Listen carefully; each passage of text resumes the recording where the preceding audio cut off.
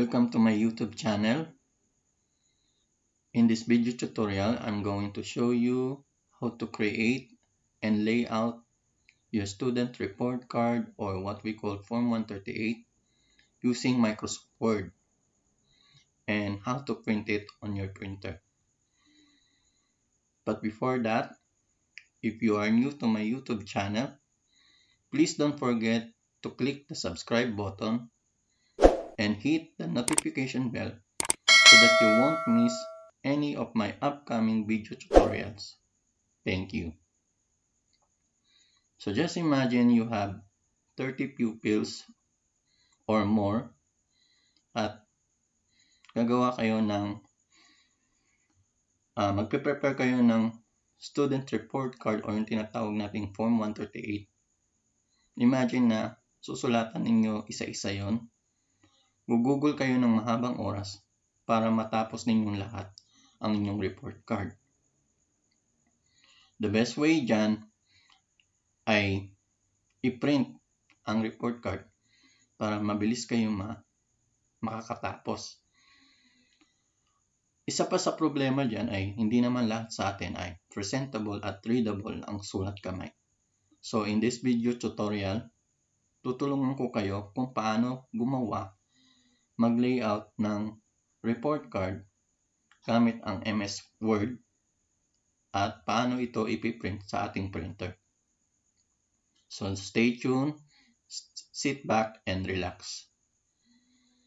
So to begin with, let me open my file.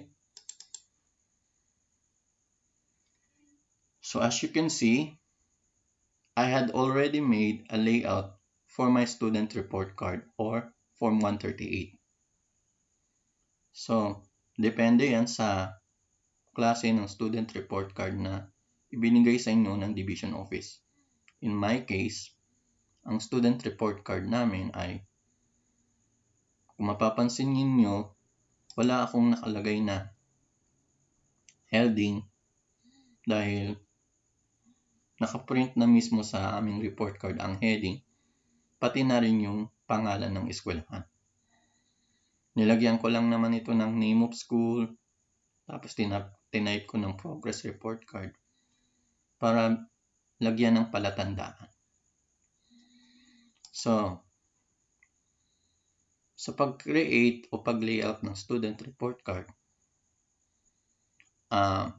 itutulad natin kung ano yung student report card na ibinigay sa atin ng division office. So, maglagay na lang tayo ng mga palatandaan gaya ng heading.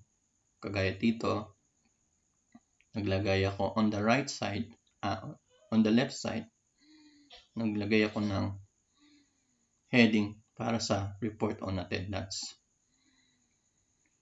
On the right side naman yung siyempre yung information or about your student, nilalagay natin dyan, such as name, age, gender or sex, grade, section, school year, LRN, etc. So, ganun. So, you will notice na nilayout ko ang Word document na to into 2 columns. So, kung makikita mo dito sa top ruler na ito, dito sa taas na to, nahati siya. So, may dalawang ruler dyan. So, ibig sabihin, nahati itong Word document sa dalawang column. So, paano ba mag-layout ng Word document sa dalawang column? So, first, let's create a blank document. So, go to File menu. So, paano ba mag-create ng new blank document? Go to File, this one. Click the file and go to New. So, pagka-click ng New, select blank document. Ayan. So, ganito ang kalalabasan kapag mag-create kayo ng new blank document. So, by default, naka-portrait ang ating document. At ang size nito ay kagaya ng size ng short bond paper. So in my case, ang student report card namin, kasing laki siya ng short bond paper. Kasukat siya ng short bond paper. So, okay lang yan. Now, dito, balikan natin dito sa ginawa kong student report card. Ang layout niya, naka-landscape siya. So, gawin natin itong landscape. Balik tayo dito sa blank document. So, how to make this into landscape? First, go to Layout tab. Yan. Click the layout. Then go to Orientation. Pagka-click ng Orientation, select Landscape. Ayan. So, naka-landscape na ang ating page 1 o yung Word document natin. Now, let's divide this Word document into 2 columns. So, gagawin natin to, i-layout natin to sa 2 column. Kagaya nitong dito sa ginawa kong student report card. So, balik tayo dito sa blank document. So, go to Layout tab. Click the layout. Go to Columns. So, pagka-click ng columns, so here, may mga several options kayo na pagpipilian. So, in our case, gagawa tayo o i-layout natin ang ating Word document into 2 columns. So, select 2. Ayan. So, as you can see, nahati na siya sa 2 column ang ating Word document. Now, you can readjust or adjust the left margin and the right margin of each column. So, how? First, papuntahin natin yung mouse pointer dito. Lakihan ko lang ang screen. Yan. I-zoom in ko lang. So, yan. So, pag itinapat ko yung mouse pointer ko dito,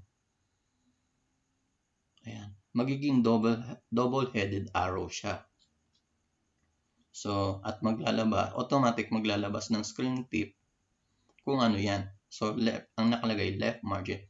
So, pag naging double-headed arrow, you can drag this to the left side so that you can adjust the left margin. So, pwede mong i-drag ito pakaliwa para ma-adjust yung left margin niya. So, let us adjust this left margin. I-adjust ko lang yung left margin nito. So, hindi ko naman siya masyadong isasagat. Hanggang dito lang. Zoom out ko lang. Yan. So, na-i-adjust ko na yung left margin ng unang column. Ganon din ang gawin natin sa kabila. I-adjust din natin ang right margin ng pangalawang column. So, papuntahin lang yung mouse pointer. Itapat lang dito. At kusa magiging double-headed arrow.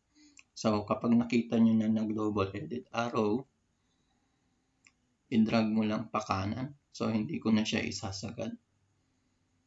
Hanggang diyan lang. Yan. So, na-adjust na natin. Na-layout na natin yung column sa dalawang column. Na-layout na natin ang Word document sa dalawang column at na-adjust na rin natin ang left margin and right margin. Now, we can now copy and paste yung ginawa ko dito sa aking student report card. So, para maging mabilis tayo, copy-paste na lang natin to. So, highlight. Sa pag-copy and paste, i-highlight muna natin yung text. go to Home tab. Yan. Pagka-click ng Home tab, go to this icon. Yan, yung copy icon. So, click this icon at na-copy na siya sa clipboard. So, balik tayo dito sa blank document. Ayan. Punta uli dito sa Home tab. Select the paste button. Yan. Pagka-click ng paste button, so, ika-copy niya na yung ipipaste niya na yung kinopy niya dito sa ginawa kong student report card. So, ibaba ko lang ng konti. Yan. Ngayon, i-copy-paste naman natin yung kabila. Yung information about your student. So, again, sa pag-copy and paste, i-highlight ang text. Yan, ganito. So, this time, hindi tayo magkiklik sa Home tab. Gagamit tayo ng shortcut key. So, ano ba ang shortcut key pag nagka-copy and paste? First, press and hold the control key and press C. So, pag nagawa mo yan, na-copy na siya sa clipboard, then balik tayo doon sa blank document. So, i-click natin ko sa. So, papuntahin muna natin to sa pangalawang column. So, ito nakikita ninyong nagbi-blink na cursor. So, dyan, kung saan na nandoon yung nagbi-blink na cursor, doon ka pwede mag-insert. So, dito, papupuntahin natin sa kabilang column. So, to do that, just press Enter. So, press ka lang ng Enter. Ayan. So, nakakapunta na siya sa kabilang column. So, itong nakikita nyo yung nagbi-blink. So, pag nakita nyo yung nagbi-blink na ito, nakarating na siya sa pangalawang column. Pwede na tayong mag-paste ng ating. So, to paste, doon sa yung kinopy natin itong kabila. To paste the copied text, again, press the control key, huwag bibitawan, and press and hold the control key and press V as in victory. So, yun ang shortcut key pag nagka-copy and paste tayo. So, yan. So, na-paste ko na. So, para maging mabilis tayo, copy and paste na lang. So, yan. So, ganun ang pag-layout ng student report. So, ganun pag nag-layout tayo ng kung gusto natin i-layout ito sa dalawang column. Ngayon, may mapapansin kayo ng mga gray boxes dito sa Word document. Ano nga ba itong mga gray boxes nito? So now I'm going to introduce to you kung ano ba itong mga gray boxes nito. Ito yung mga tinatawag na text form field. Ano nga ba ang text form field? So, text form field, this allows you to put or enter data or information na isinusulat natin sa student report card, such as name of pupil, age, gender or sex, grade, section, etc. So, yun yung mga isinusulat natin sa ating report card.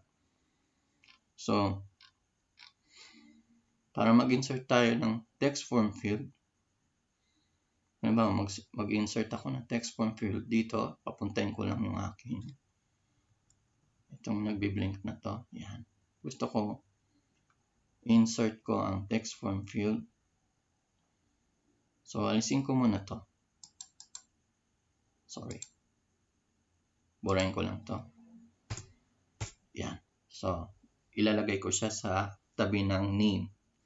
So nagtype lang ako ng name para maglagay ng palatandaan na yung na ilalagay ko sa text form field ay yung pangalan ng bata. So, paano ba mag-insert ng text form field? First, go to File tab. So, by the way, itong mga nakikita ninyong itong nasa taas na to. So, ito yung mga tinatawag na menu bar. So, along the menu bar, makikita dyan yung file. Naka-display dyan yung File tab, Home tab, Insert tab, Draw tab, Design tab, Layout tab, etc. So, mag-insert tayo ng text form field. So, paano gawin nyo? First, go to File tab. Pagka-click ng File tab, yan, yung ganyan ang lalabas. Go to More. So, pagka-click ng More, punta sa Options. So, pagka-click ng Options, so ganyan so magpa-pop up siya ng window. So, ganyan. Punta ka sa Customize Ribbon. So, pagka-click ng Customize Ribbon, may makikita ka dito na dito sa right side kung ano yung mga tabs na magdi-display doon sa menu bar. So, currently, ang mga naka-display sa ating menu bar ay yung Home tab, Insert tab, Draw tab, Design tab, Layout, References, Mailings, Review, View. So, ito yung po yung mga naka-display sa ating menu bar except for Developer. So, kung makikita mo, hindi siya naka-check. So, i-check natin para mag-display siya sa ating menu bar. So, pagka-select ng Developer tab, click OK. Ayan. So, as you can see, nadagdag yung Developer tab sa ating menu bar.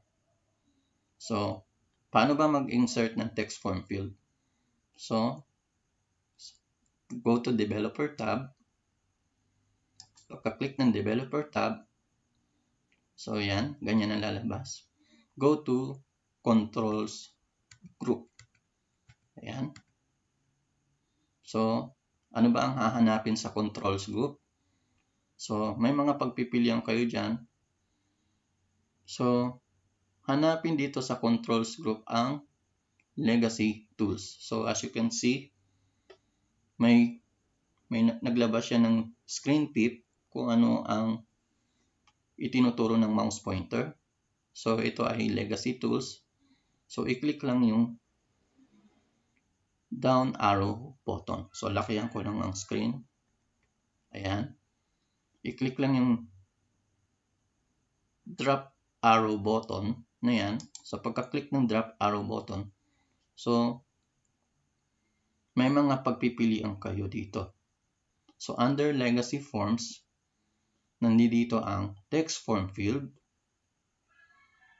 Checkbox Form Field, Drop-down Form Field, Insert Frame, ito naman ay Form Field Shading, at Reset Form Fields. So, in our case, mag-i-insert tayo ng Text Form Field. So, i-click lang itong Text Form Field. Ayun. Iitan ko lang ang screen. Ayan. So, nakapag-insert na tayo ng Text Form Field. So, kailangan ba itong ulit-ulitin? Tuwing maglalagay tayo ng text form field, kailangan pa bang pumunta ng Developer tab, pupunta sa Controls Group, at pipiliin yung Legacy Tools at isi-select yung text form field. So, hindi. Ang mas madali dito, ang madaling paraan dito ay i-copy paste mo na lang. So, i-highlight mo lang yung itong text form field. So, gamitan natin ng shortcut key kapag pag magka-copy and paste. Control C. Ayan, na-copy na siya. Hindi, mag-space tayo. Control V. Ganun lang. Control V. Control V. So, ganun lang ang gawin kapag gusto mo mag-insert uli ng text form field. So, yan. Ngayon, paano ka kung maglalagay na ng pangalan?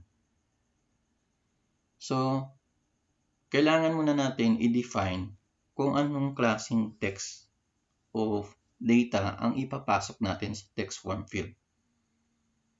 So, to do that, double-click natin o i-highlight muna natin itong text form field. Sa pagka-highlight ng text form field, double-click the text form field. So, as you can see, may nag-pop up na window na naglalabas kung anong klaseng data ang ipapasok mo sa text form field mo. So, cancel ko lang. So, ang ilalagay natin sa text form field ay pangalan ng bata. So, syempre, ang ilalagay natin ay text. Again, double-click lang yung text form field. So, ang klase ng data na ipapasok natin ay doon sa ating text form field, sa tabi ng name ay text. So, dito, under type, may mga pagpipilian dyan. So, i-click mo lang itong down arrow. So, yan, mayroon ditong regular text, number, date, current time, calculation. So, in our case, ang ipapasok ko, ang klase ng data o information na ipapasok ko sa text form field ay regular text. So, select ko lang regular text. At dahil syempre, pangalan ng bata, ilagay ko na lang dito sa under ng maximum length, ilang characters ba ang ilalagay o ilang characters meron ba sa pangalan ng bata ang ilalagay mo. So, akin, ginawa ko na lang siyang unlimited. Kasi, iba-iba naman ang bilang ng characters sa pangalan ng bata, diba? So, pwede mo naman gawin mong unlimited yan. So, pag nagawa mo yan, click OK. Ngayon, sa age naman, dito as you can see, naglagay na ako ng 12. So, i-highlight ko lang ito. Yan. Yung text form field na to. Double-click. So, pag age, gawin natin imbes na regular text. So, syempre, pag age, ang klase ng data na ipapasok natin ay number. So, again, under type, i-click yung down arrow button. Itong nakikita nyo. Yan. So, pagka-click ng down arrow button, piliin ang number. Ayan. Ngayon, gawin lang natin two characters. So, ang maximum length lang niya ay 2 lang na character. So, lakayan ko lang. So, paglagay ng number of characters, i-click lang yung up arrow key. Yung up arrow na to. So, yan. So, naglabas siya ng 1. So, gawin natin 2. Okay. So, zoom out ko lang. So, yan. Naging 2 na siya. So, pwede mo nang i-click yung okay. So, yan. So, ibig sabihin, pag nag-enter ka ng number, 2 characters lang ang pwede mong ipasok dyan.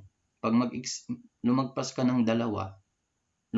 sa 2 character, hindi niya na i-accept. So, mamaya ipapakita ko sa inyo kung paano yun. Then sa sex or gender, sa atin, binubuo natin male, female. So, yung iba naman, letter lang. So, it's up to you. So, since meron ng text form field, i-highlight lang natin yung text form field, double click. So, anong klaseng data ang ipapasok? Siyempre, regular text. So, dito, ginawa ko na lang siyang unlimited. Kasi, pwede naman kasing letter lang o buo na mismo ang ano. So, ganun lang ang pag-i-insert ng text form field. So, i-double click mo na ang text, i-highlight mo na ang text form field, then double click at automatic may mapa-pop up na window na pwede ninyong pagpilian kung anong klaseng data o information ang ipapasok niyo sa inyong text form field. Ngayon, paano na tayo mag-type?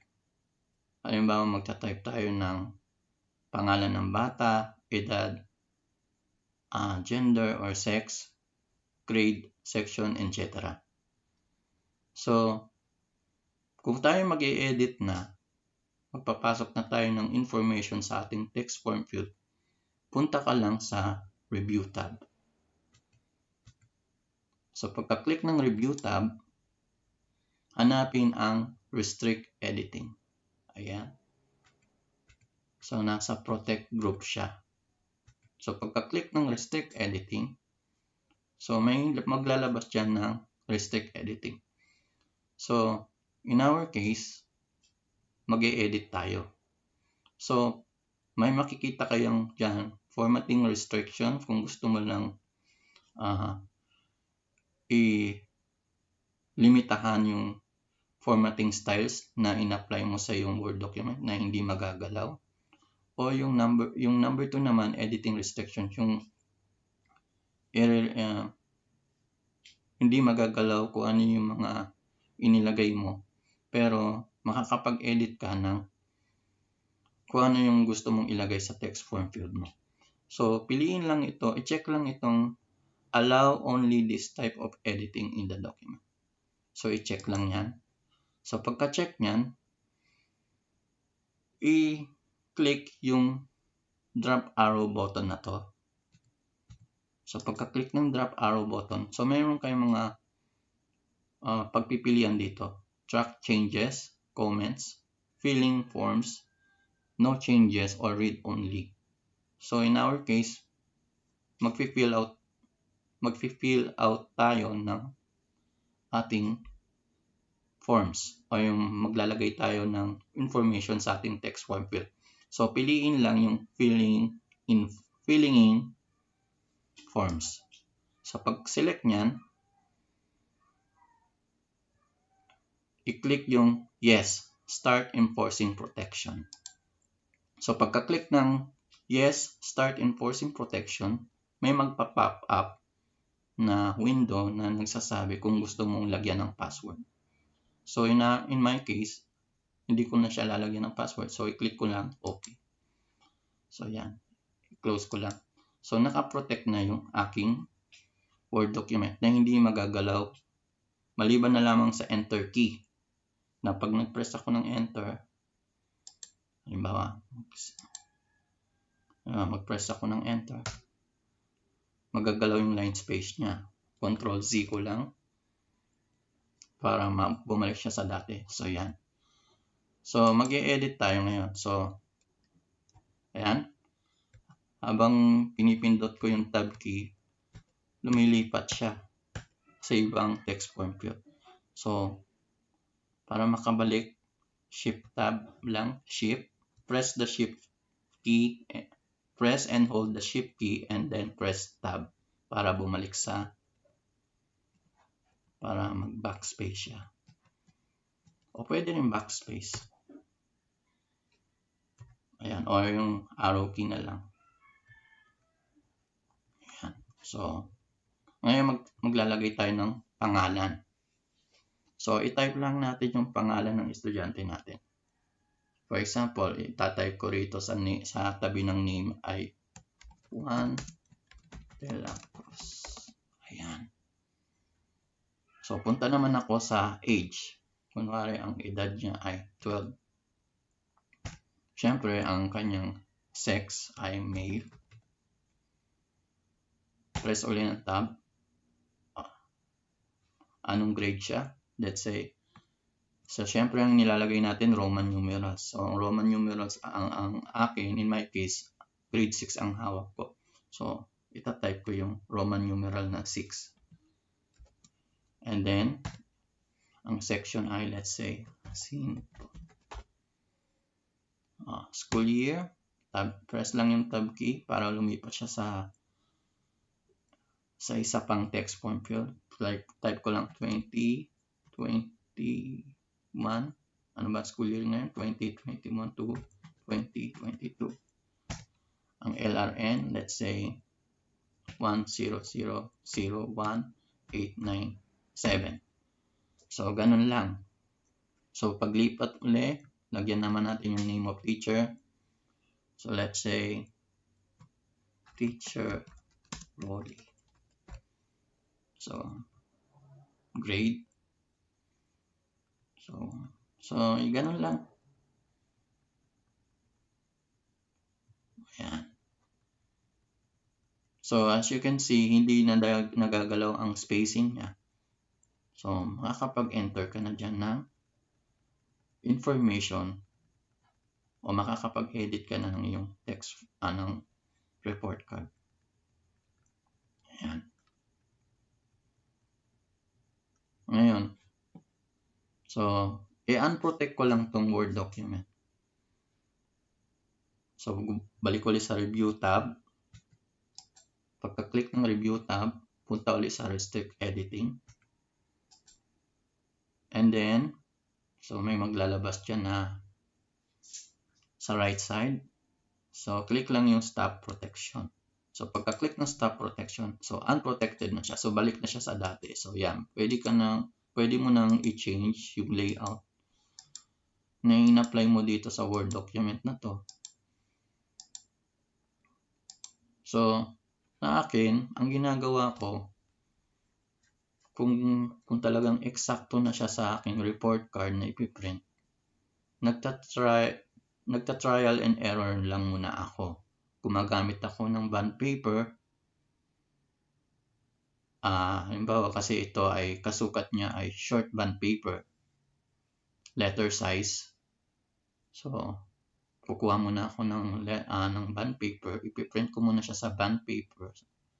Tapos itatapat ko siya, ipapatong ko sa aking report card, sa blanco na report card. Kung e-eksakto na siya doon kung e-eksakto na yung mga information or data na itinipe ko doon sa pagpepwestuhan niya. So, trial and error lang. So, ganun lang pag tayo ay magpiprint. So, paano ba pag mag-a-adjust ng spacing? So, sa akin, ang ginagawa ko pag mag-a-adjust ng line spacing, ginagamit ko yung font size. Kasi kung ipe-press mo lang yung enter key, halimbawa ganyan, pinress ko yung enter key, at kapag ipinrent ko siya, minsan, bagyang hindi siya umi-eksakto dun sa report card mismo na gusto mong na dapat pagpwestuhan.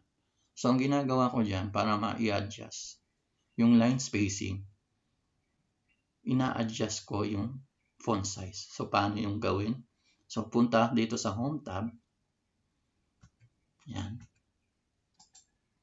And then, makikita mo tong tawag dito yung font size na yan, dito sa portion ng font size. So, pwede ka mag-adjust ng line spacing. So, i-drop ko lang itong down arrow. So, pwede yung ka mag-adjust. Ayan. Umakyat siya ng konti. Pwede yung pababay ng konti. So, nag-a-adjust yung line spacing niya. So, it's up to you. Basta umeksakto lang siya doon sa report card. So, ayan. So, gusto ko gawin kong 8. Ayan. O pwede kung walang pwede mo pang palitin ang line spacing niya. Pwede mong gawin 3. Ganyan. Or 1. So, yan. So, nagbabary, nag-iiba yung line spacing niya, yung margin ng line spacing niya. Kasi kung ipipress mo lang yung enter key, fix ang kanyang line spacing. Pero dito, kapag ang in-adjust mo ay, ang ginamit mo ay yung font size, mag-iiba yung mga line spacing, yung size ng line spacing. So, ganun ang ginagawa ko kapag ako ay nagla-line space sa aking student report card. At kapag yan ay umeksakto na sa aking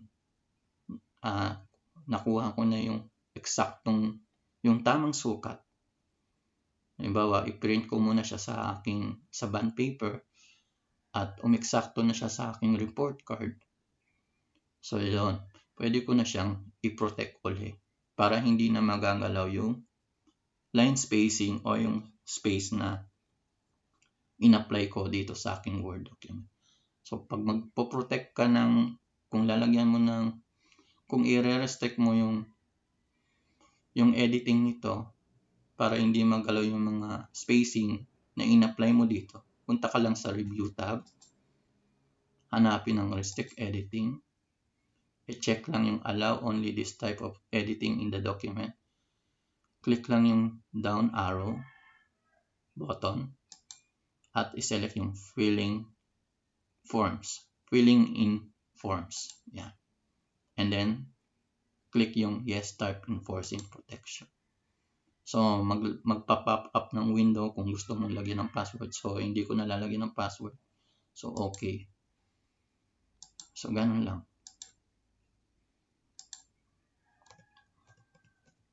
Yan.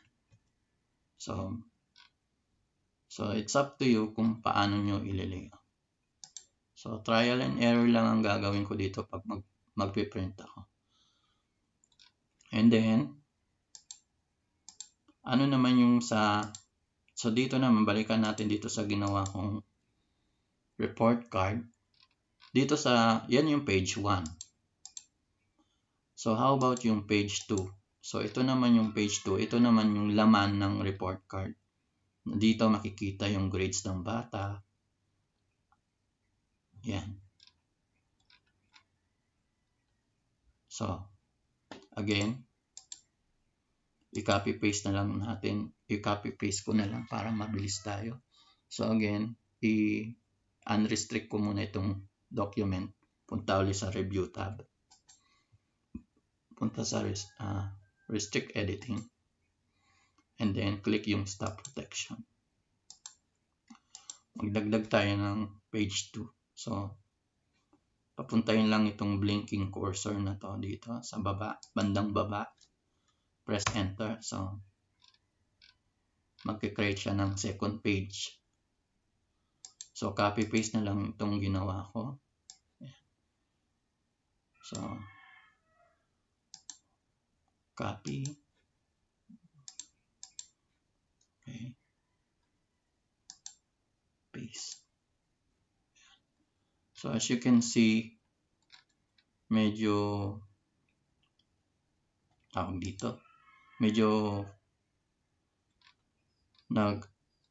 siya sa kabila. Dito, ayan. Sa isang column lang siya nagkasya. Pero dito, medyo lumagpas siya. So, pag ganyan, i-adjust mo lang yung top margin. Oops. So pag ganito, ayan kasi pag ganito, adjust mo lang yung top margin niya.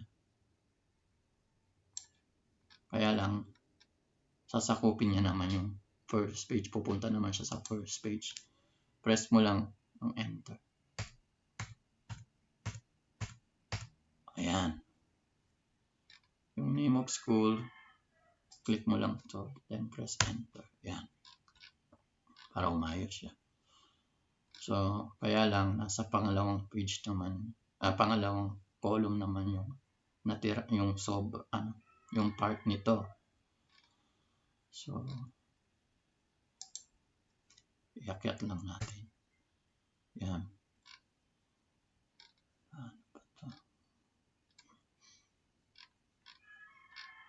So, adjust lang natin.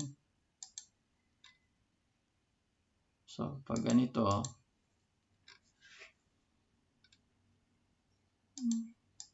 medyo kinompress yung, so, i-compress natin yung text. So, pag compress ng text, yan, i-select natin yung buong table. Punta ka sa layout tab. Then, punta ka sa paragraph. Yan. Dito sa paragraph group. So, spacing, hanapin dito sa spacing, ano ito, before or after. So, before spacing, so, ang spacing before, change how much space appears above the selected paragraph. So, i-adjust lang natin yung spacing naman ng after, ito yung spacing ng between, change how much space appears below the selected paragraphs. So, gaano kalaki yung line spacing between line of text. Yun yung after. So, gawin natin lang na 5. Ayan. So, as you can see, lumiliit siya. So, ganyan. Ayan. Then, papuntahin lang natin yung blinking cursor dito sa bandang baba. Then, press enter. I-copy naman natin yung kabila.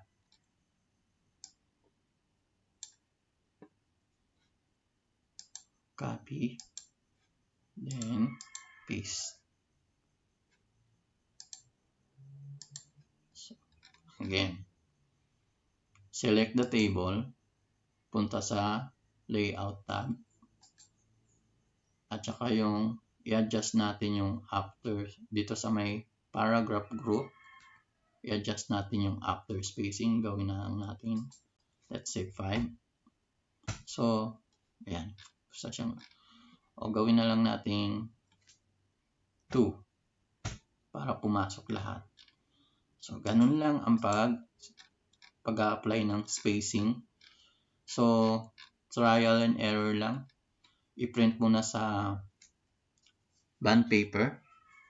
At kapag umeksakto na siya doon, pwede mo na siyang lagyan mo muna siya ng information or data sa text form field. At saka mo i-print sa bond paper kung i-exact.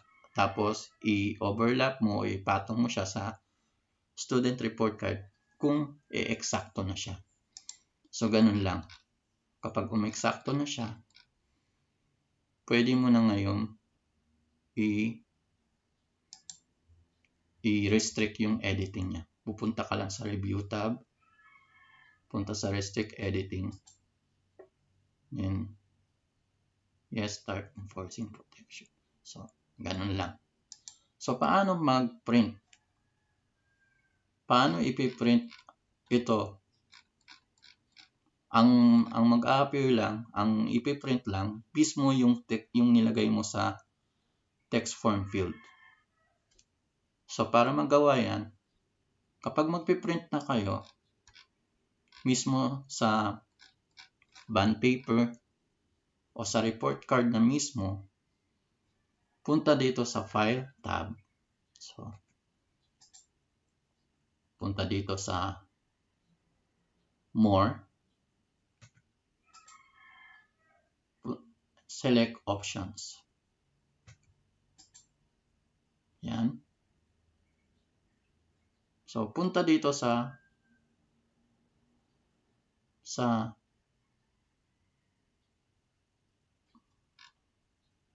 General. Yan. So, pagpunta niyan dyan, ayan na, na-select naman ang general. Punta dito, hanapin ang, I'm sorry, wala pala dito. Dito sa proofing. So, punta sa proofing.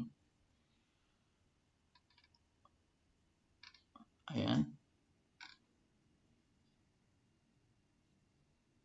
Mukhang hindi. Parang nandito siya. Advance. Ayan, dito pala sa advance. So, punta dito sa advance. And scroll down mo lang. Hanapin yung printing or print. Yan. So, ayan. Dito sa print group. I-select o i-check lang yung print only the data form, the data from a form. So, i-select lang yan. So, yan. And then, click OK. So, yan. Ganun lang pag magpiprint kung magpiprint na kayo ng report card sa inyong printer. So, pag magpiprint, punta lang dito sa file. Punta sa print. Ayan. So, halimbawa kung gusto mo ang i-print ay yung page 1. So, hindi ko na ipapakita. Dito sa video tutorial nito, hindi ko na ipapakita kung anong kalalabasan niya kapag na-print na siya sa report card. Ang ano lang yan ay magta-trial and error ka lang muna para makita kung makukuha ba yung, para makita kung pumasok na siya o nakuha na yung eksaktong sukat. So, mag-trial and error ka muna, hindi ka muna mag-print sa report card.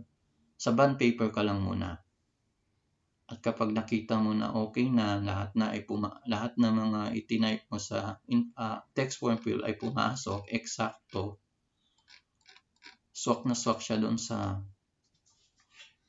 report card, doon sa pagpepwestuhan nila, then pwede mo na siyang i-print. So, ganun lang.